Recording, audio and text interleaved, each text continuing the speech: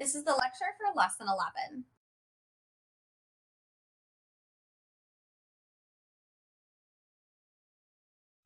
This lesson is a little longer. It's actually going to cover 2.4, 2.5, and 2.6, bits and pieces of each of those sections. So the first part is just talking about complex numbers and how we get or work with the square root of a negative number.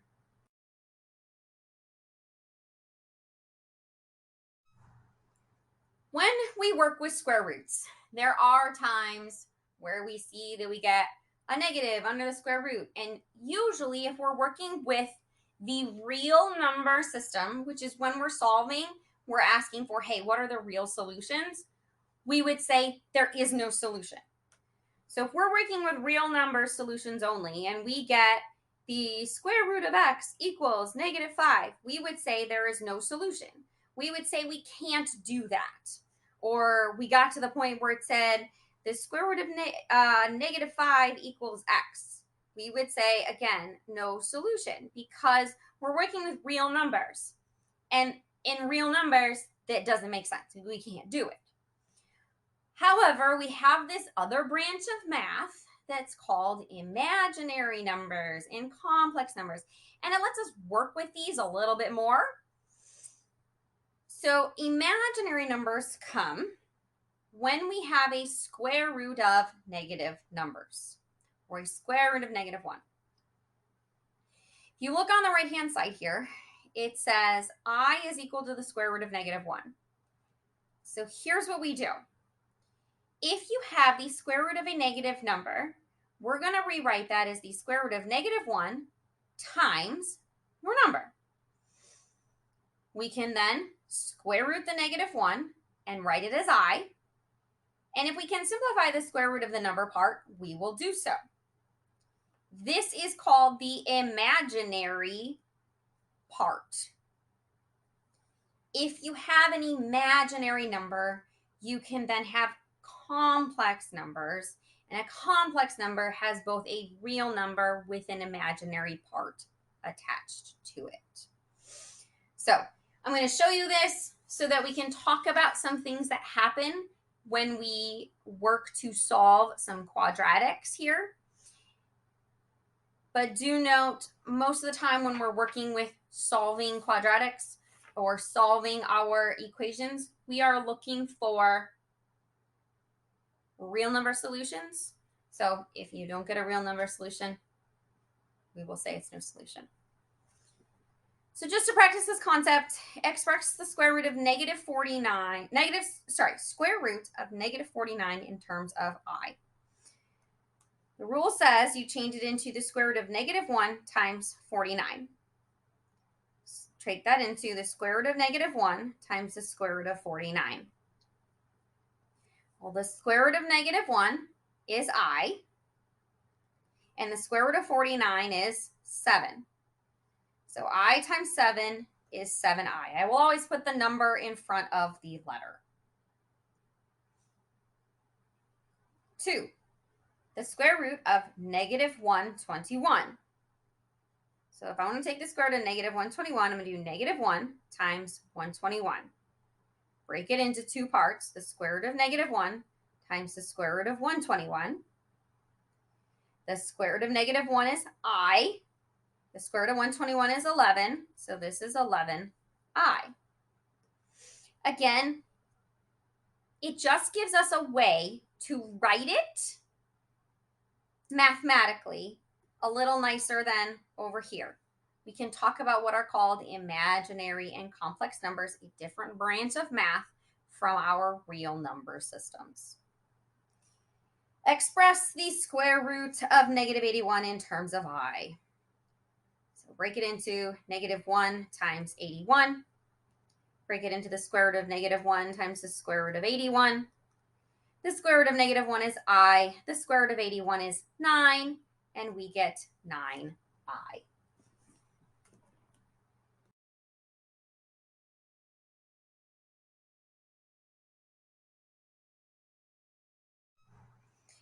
The next section we're going to talk about is solving quadratics by factoring, we will factor quadratics that have a leading coefficient of 1 and ones that have a different number in front.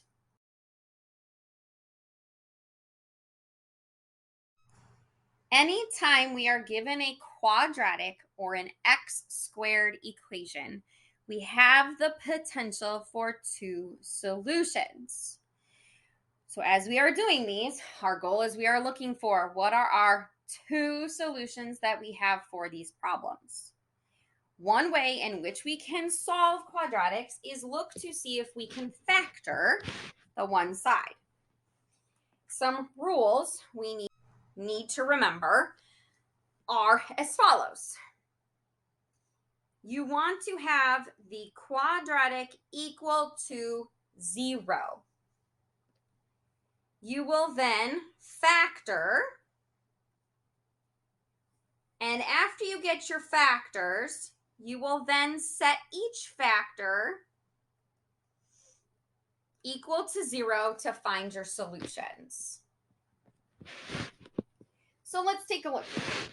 X cubed minus 3x minus 10 equals 0.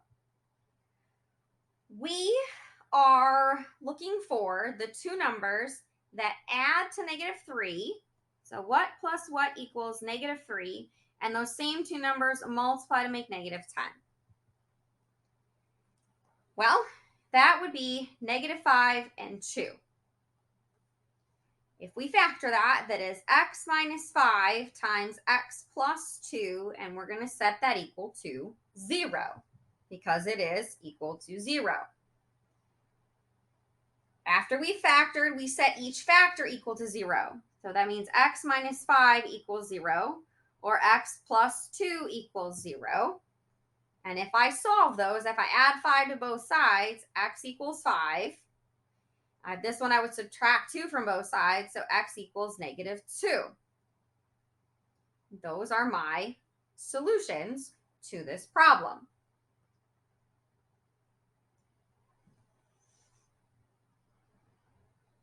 Next one, x squared minus 10x equals -21. First problem is it's not equal to 0. So I need to bring this -21 to the other side. So I'm going to add it, and then it's going to now equal 0.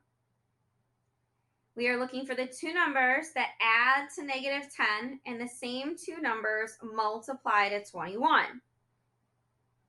Well, that pair is going to be 7 and 3. But to get -10, they both need to be negative.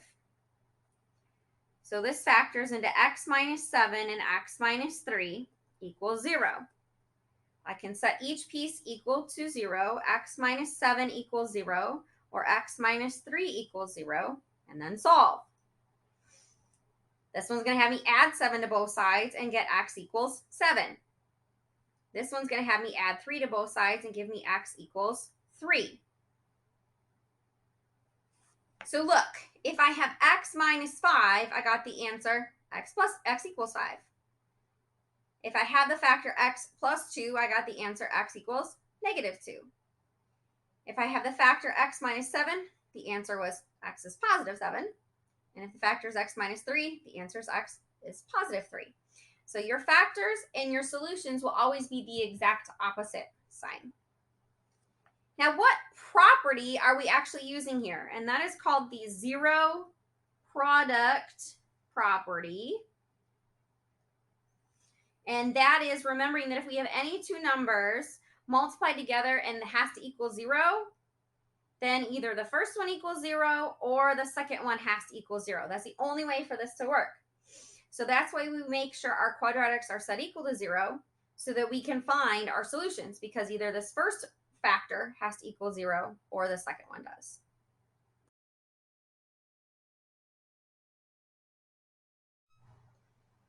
Now we're going to work with factoring problems where the first number is not a 1. So remember that these are a little more involved, and we have to create the 4-term quadratic so that we can then use our grouping.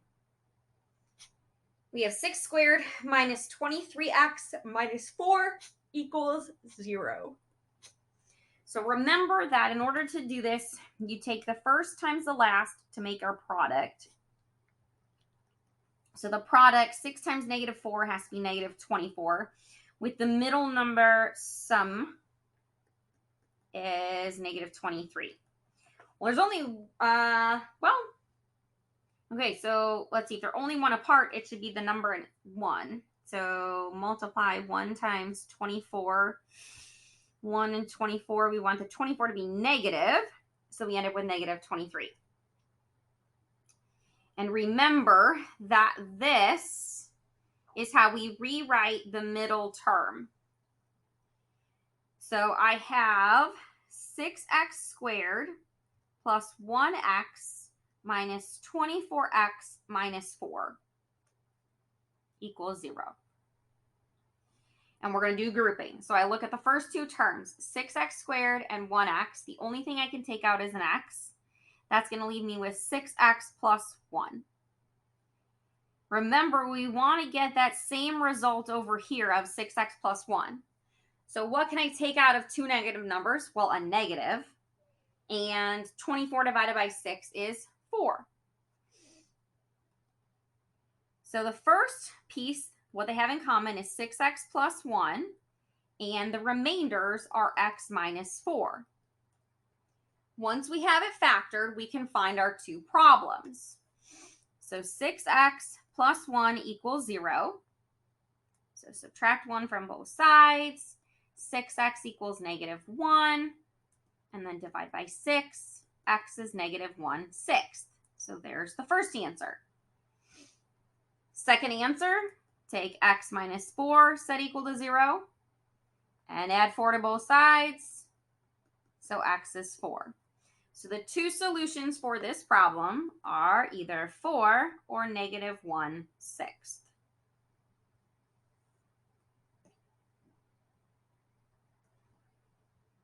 So a lot of these things that we used earlier in the chapter are going to come back, and you will see them again later in the course as well.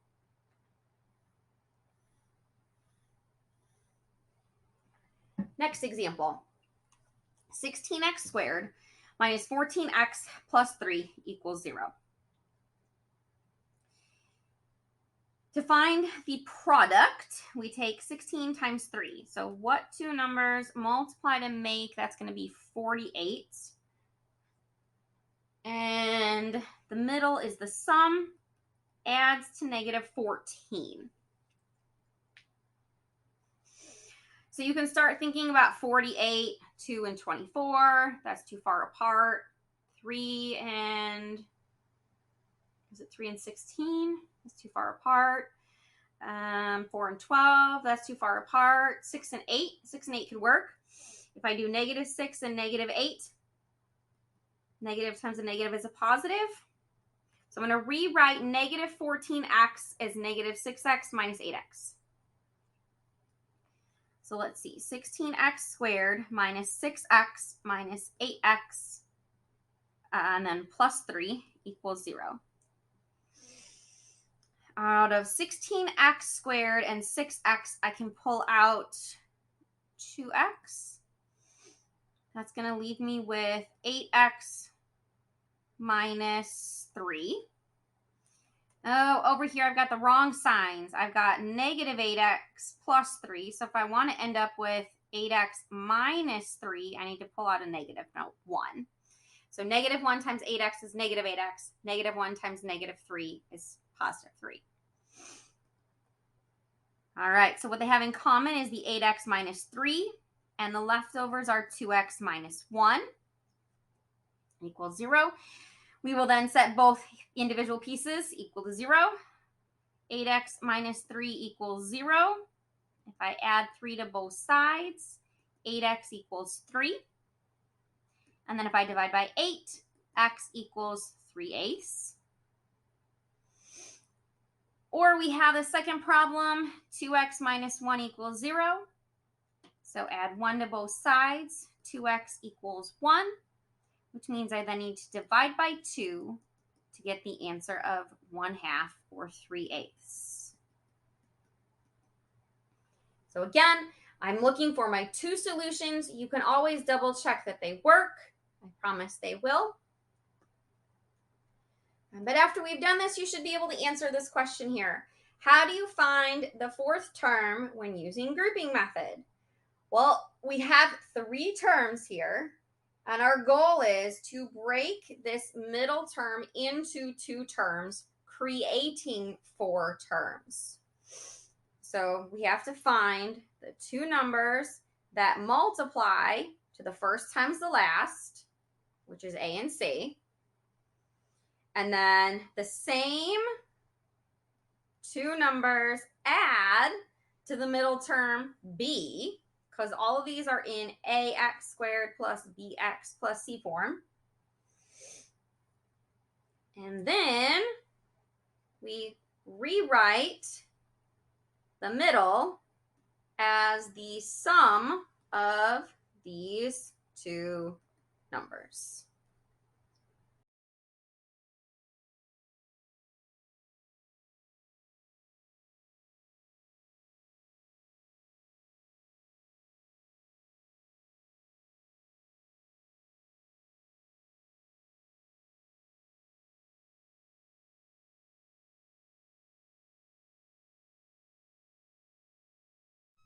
This next section is called completing the square. We're not actually completing the square. We are just solving quadratics by using square roots.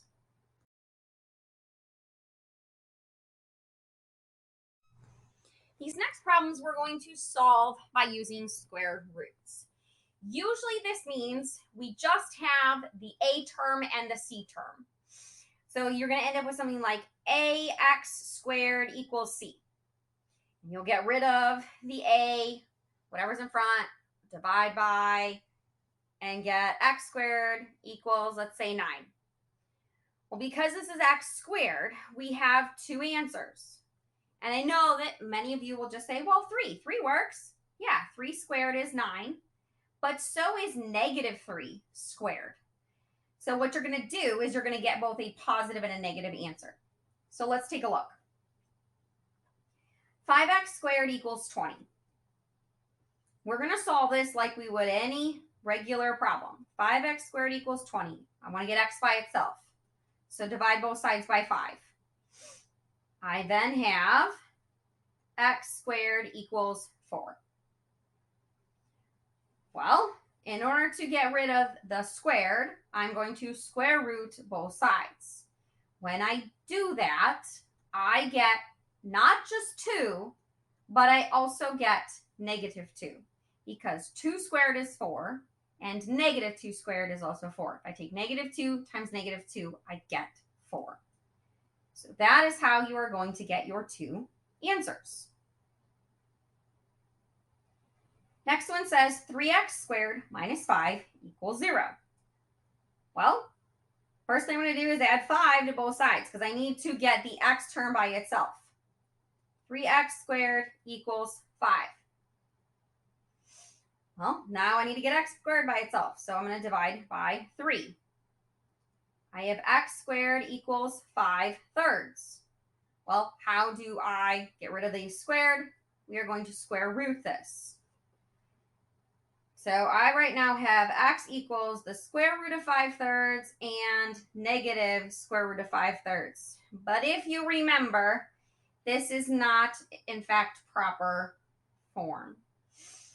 What this is saying is I currently have the square root of 5 over the square root of 3, which is not proper form. So we multiply top and bottom by what is in the bottom, rationalizing the denominator. And that is going to make the square root of 15 over the square root of 9, and the square root of 9 is now 3. So our answers here are not the square root of 5 thirds and negative square root of 5 thirds. It's actually root 15 over 3 and negative root 15 over 3, because that is the correct rationalized form.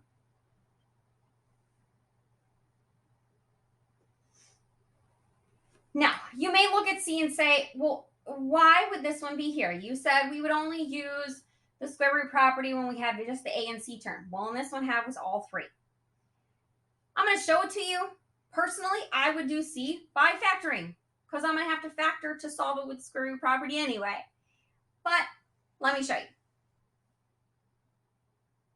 if you have three terms, default to factoring and solve it that way. Totally fine. Let me show you how you could do it with a square root though. We need to think about which two numbers add to -6 and also multiply to 9. Those two numbers are -3's. What that means is I have x minus 3 and x minus 3 equals 0. If you were factoring, you would be able to very easily then go and say, okay, well, the answer is x minus 3 equals 0 and x minus 3 equals 0. Answer is 3. Done. I'm going to show you, in case you see one like this that's already in a factored form, how you would solve it. If you take the same thing times itself, you can rewrite that as it's squared. So this is x minus 3 quantity squared equals 0. So if you came across a problem like this, you may think, okay, well, that makes sense to do square roots, and I could square root both sides. But what's the square root of 0? 0? Is there a positive 0 and a negative 0? No, it's just 0. So this one only has one answer. But Prof. Riva, you told me every single one of these has two answers. Here's why. The answer is the same for both pieces. Because both of these factors are the same, the answer of -3 is gotten twice. I'm not going to write it. Sorry, answer of +3 is twice. So if I square root this, I get x minus 3 equals 0, to which if I add 3, I get x equals 3. We can end up with a single answer. It means that this answer happened twice in the problem. So we call this a repeated root, because if I go back here, we know it was x minus 3 and x minus 3. That same factor was used twice, so this same answer is used twice. So rather than saying x equals 3 and 3, we only need to write it one time. If you had something, let's say like this, it would make a little more sense. So let's say it was the square, not the square root. Let's do this. X minus 2 quantity squared equals 4. And I wanted to square root both sides. Then it would be x minus 2 equals 4. Or x minus 2 equals, oh my gosh, not 4, 2, -2. Square root of 4 is 2, like here. Go back to this first problem. Square root of 4 can give me 2 or -2. And then this one's going to give me two different solutions. So if I add 2 to both sides, this first one gives me 4. The second one gives me 0. So even if you have something like this, you may get two answers. You may just get one, and it's a repeated answer. Reviewing the square root property. If we have x squared equals a number, then our solutions are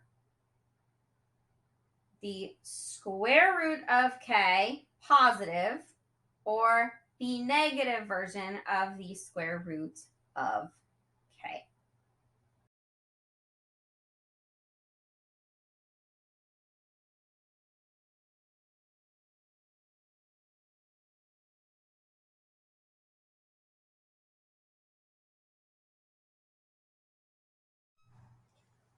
So far, we've talked about two ways that we can solve quadratics.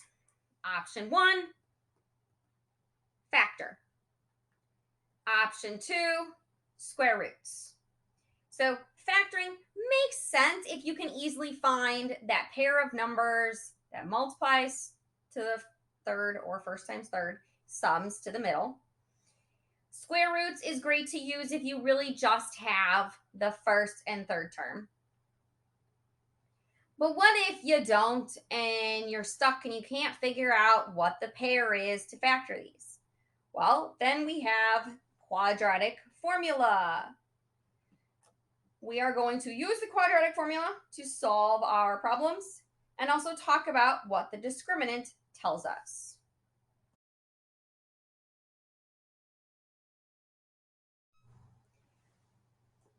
First, talking about the discriminant. In the quadratic formula, which we will see just a little bit later here, we have a square root part, and what's under the square root is b squared minus 4ac. And that is called the discriminant. So our discriminant is b squared minus 4ac, using the values from ax squared plus bx plus c. Depending on the result that we get from calculating this value, it tells us the types of solutions we have. If we get a negative answer, we have two imaginary results, right? At the very beginning of the section, we talked about, well, what happens if we take a square root of a negative number? We get these imaginary things. So your graph is actually not going to cross through the x-axis. It can't. If your discriminant equals 0, we get one real and rational solution, and that value is called a repeated root. That answer happens twice. And we will talk about repeated roots later and how that changes your graph. But you can see that right here, oops, I don't want to edit. Oh no. That this one hits the value and goes back up. If the result of your discriminant is greater than 0 and is a perfect square, so let's say you get 49. I'm going to be able to take the square root of 49. It's going to come out nice, and it's going to give me two real and rational solutions. The graph will go through the x-axis 2 times, and those will be nice answers. They may be 1 and 5, or 1/2 and 2/3.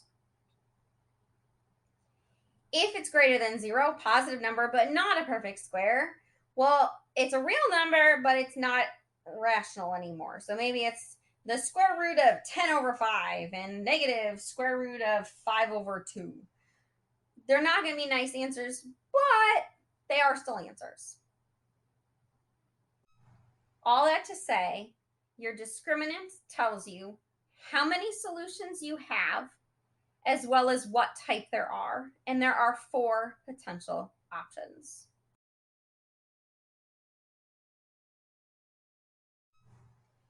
So let's compute the discriminant and then determine the number of solutions that we're going to have. If we have x squared plus 7x plus 4, remember that a is the number in front here, so there's an invisible 1 there. B is the middle number, 7, and C is the end number, 4. So I'm going to do b squared minus 4ac. So b squared, so 7 squared minus 4 times 1 times 4. 7 squared is 49, and then 4 times 1 times 4 is 16. If I take 49 minus 16, I get 33. And if I go back here, that is a positive number, but it is not a perfect square. So that is 2 real but irrational solutions. So let me put that. I realized that did not stay there. So that was 7 squared minus 4 times 1 times 4 gave us 49 minus 16, 33. So 2 irrational solutions. So I will not be able to flip back and forth. I thought I could, but I'm not going to be able to. So you may need to refer back to the table for the next ones. All right, b squared. So 2 squared minus 4. A is 1, and C is negative 3. 2 squared is 4. Let's see, negative 4 times 1, negative 4 times negative 3 is 12. 4 plus 12 is 16. That's a perfect square. Perfect square positive means we have 2 rational solutions. Again, if you get stuck, look at the table that I gave you. Copy that table. Have it easily accessible when you're working on homework and the quiz. Next one, b is -4. So -4 squared minus 4. A is 2 and c is 3. So -4, if I square that, is 16. Minus 4 times 2 is 8. Times 3 is 24. If I subtract these, I get a negative. A negative under a square root will give me 2 imaginary or complex solutions. And the last one, x squared plus 2x plus 1. So 2 squared minus 4 times 1 times 1. 2 squared is 4. 4 times 1 is 4, and 4 minus 4 is 0. If you get exactly 0, we have one rational, and we call it a double root, which means the same answer happens twice. So to recap, how many different solutions can we have? 4. 4 different. 2 irrational, 2 rational, 2 imaginary, or 1 double root.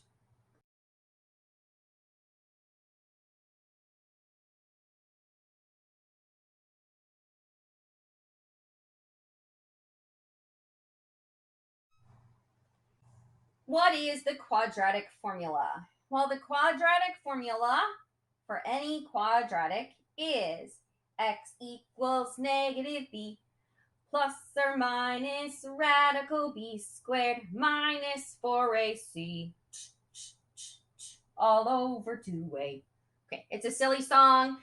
You can Google it on YouTube. You will hear that song if you want to look up the quadratic formula song. Sometimes it's a fun way to just remember what it is. If not, hopefully I at least made you smile. Okay, so we have this formula here. It is going to be used when I look at a quadratic and I say, you know what? I don't know what the pair is. Maybe I just can't find it. Maybe I just don't even want to try factoring. I hate factoring. So I'm going to default to quadratic formula. And that is totally fine. We are going to use the same A, B, and C that we did for the discriminants, but we are going to use the entire formula this time. So I'm going to start A up here just so that I have enough room to work all the math out here. All right, x equals the opposite of B. So B is 8, so -8 plus or minus radical B squared, 8 squared minus 4 times A is 1 times C is 15 all over 2A, which is times 1. All right, what I'm going to do is under the square root first. 8 squared is 64, and 4 times 1 times 15 is 60, all over 2. All right, I'm going to keep working. -8 plus or minus the square root of 64 minus 4 is 4, all over 2. Well, the square root of 4 is 2, so -8 plus or minus 2 over 2. And now I can go to my answers. So let's do this first one. -8 plus 2 is -6. If I divide that by 2, I get -3. Then I do the subtraction one. So -8 minus 2 is -10. Divide that by 2 is -5. So there are my 2 solutions to the first problem.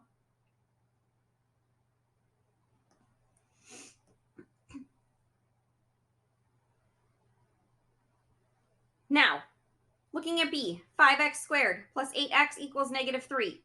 Problem, it's not set equal to 0. To use the quad formula, it must be set equal to 0. So I'm going to move this -3 to the other side. Plus 3 equals 0. All right. So for B, using that same formula, opposite of B. So B is 8. So -8 plus or minus the square root of 8 squared minus 4. A is 5. C is 3. All over 2A. So 2 times 5. So I have negative 8 plus or minus square root. 8 squared is 64 minus, let's see, 4 times 5 is 20. If I times that by 3, that is 60. Oh, that's the same number again. That's 64 minus 60. Okay, so that's easy. That's the square root of 4, which makes 2. So negative 8 plus or minus 2, but now I'm going to divide by 10. All right, well, negative 8 plus 2 is negative 6 over 10 is negative 3/5. Negative 8 minus 2 is negative 10. Divide that by 10 is negative 1. So there's my answer. Answers, plural.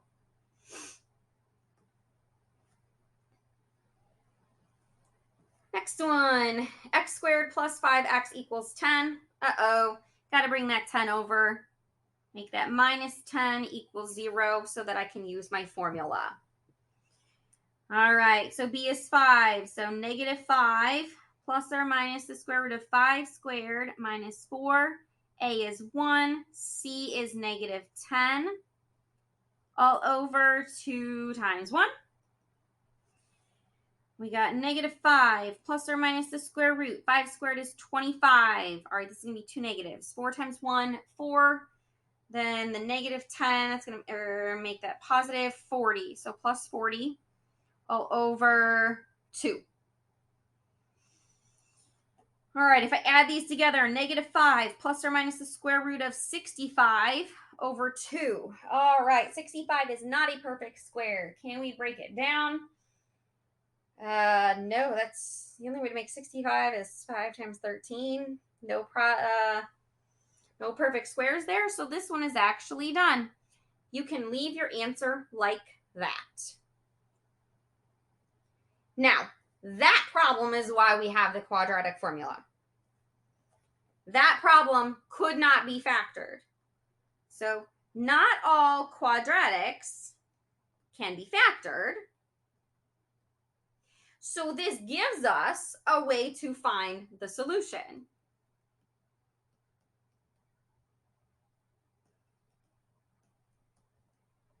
Gives a way to find the solution. The plural solutions. So you always have the option. You don't have to factor if you don't want to. You can use the quadratic formula. Totally up to you.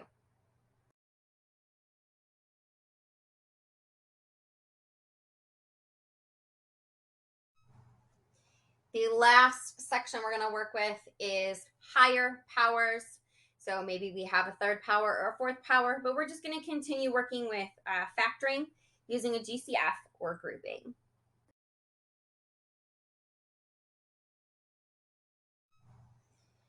First problem says solve 15x squared equals 5x. Anything, it says by factoring out the GCF. So anytime you're factoring, remember they have to be equal to 0. So I need to move this 5x to the other side. So I need to subtract it and then set it equal to 0. It's got to come to the other side. Now that they're on the same side, now I can look at what's in common. Well, 15 and 5 are both divisible by 5, and they both have an x. So I'm going to take out 5x.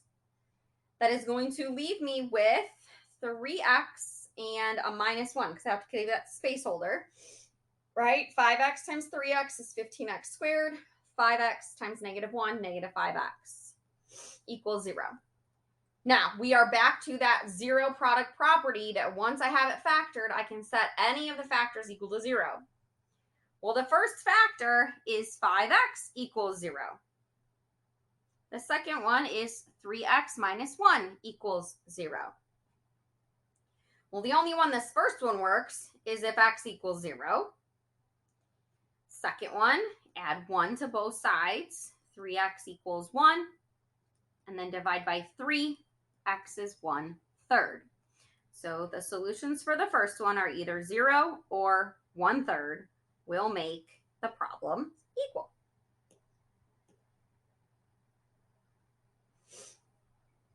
Solve. 16x cubed plus 24x squared equals 0. It's equal to 0, so we're ready to go. 16 and 24 are both divisible by 8, and they have x squared in common. 16 divided by 8 leaves 2, and there is 1x left. 24 divided by 8 is 3, and we took out all the x squareds. So again, zero product property. Once it's factored, set the factors equal to 0. 8x squared equals 0, or 2x plus 3 equals 0. So if I divide by 8, x squared equals 0. Well, the square root of 0 is 0. Do know that the answer of 0 is a double root because it is squared. This one here, 2x plus 3. If I subtract 3 from both sides, 2x equals -3. And then divide by 2. So x equals -3/2. So we have x equals 0 and -3/2. Now, despite this being x to the third, we only had 2 answers. That is because this answer of 0 happens twice because of the x squared there. So we do account for all 3 potential answers because 0 happens twice, and then we have that -3/2 for that third answer. Last one, 4x to the fourth equals 18x squared. We need to bring that 18x squared to the other side by subtraction to set it equal to 0, so we can then factor. 4 and 18 have 2 in common and x squared in common. That is going to leave me with 2x squared minus 9. All right, so let's see. We can take the 2x squared, set it equal to 0.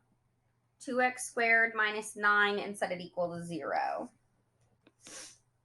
Well, this first one, if you divide by 2, x squared equals 0, which means that x equals 0. Again, this is a double root because it was x squared equals 0. You can't have a positive and a -0. Second one, 2x squared minus 9 equals 0. I'm going to use the square root property. Add 9. 2x squared equals 9. Divide by 2. X squared equals 9/2. So then I need to square root. When I square root, I get both a positive and a negative. Well, I can square root 9. I cannot square root 2. So at this point, I have positive, the square root of 9 is 3 over root 2, or -3 over root 2. But that is not proper form. I cannot leave the root in the denominator, so I'm going to multiply it to top and bottom. And when I do that, -3 root 2 over square root of 2 times, the square root of 2 is the square root of 4, or 2. So that's also +3 root 2 over 2, or -3 root 2 over 2. So lots of moving pieces here, lots of parts that can have little errors. Please make sure you're always double checking every little thing. Square root, make a positive and a negative answer. Cannot leave a square root in the denominator. Things like that.